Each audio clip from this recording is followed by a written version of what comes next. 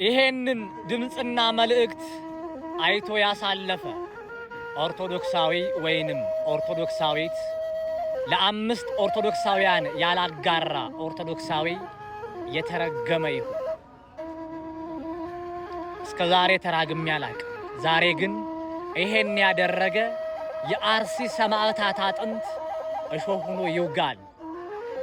በቀዳሚ አንድ የመጽሐፍ ቅዱስ ገጸ ምንባብ ላስታውሳችሁ።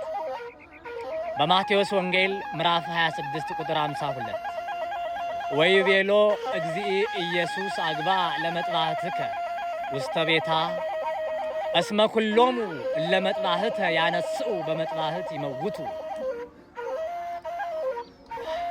ሰይፍን የሚያነሱ በሰይፍ ይሞታሉ። አዎ ወደ ቤትህ አስገባት አለ ኢየሱስ ክርስቶስ አንዱን ደቀ መዝሙር። ይህንን ቃል የተናገረው ኢየሱስ ክርስቶስ የማዳን ስራውን በጊዜው በፍቅርና ራስን በመስጠት የሚከውነውን የማዳን ስራ እንዳያደናቅፍ ነበር። ግን ለሁል ጊዜው አይደለም። አዎ ሰይፍን የሚያነሱ አራጆች አንገታቸው ሊቆረጥ ይገባል። ሰይፍን የሚያነሱ አረመኔዎች ጭንቅላታቸውን እንደ ኳስ ልንጫወትበት ይገባል። ሰይፍን የሚያነሱ አራጆች ጫንቃቸው ሊቆረጥ ሊደቅ ይገባል። ሰይፍን የሚያነሱ በሰይፍ መጥፋት አለባቸው። የአርሲ ሰማዕታት ለምንድን ነው ሁልጊዜ የሚሞቱት? እኛ ወጣቶች አይደለንም? ኦርቶዶክሳውያን አይደለንም? እኛ ወንድሞቻቸው ልጆቻቸው አይደለንም? መታደግ አንችልም?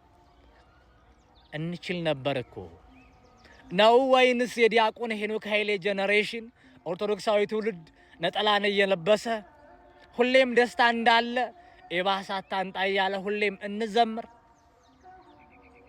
ነገሩኛ እስኪ እንደ ኢራቅ ጦር እንደራጅ። አይኤስኤስን ያጠፋው የተባበሩት ድርጅት ጦር ወይም ደግሞ የአሜሪካ ጦር አይደለም።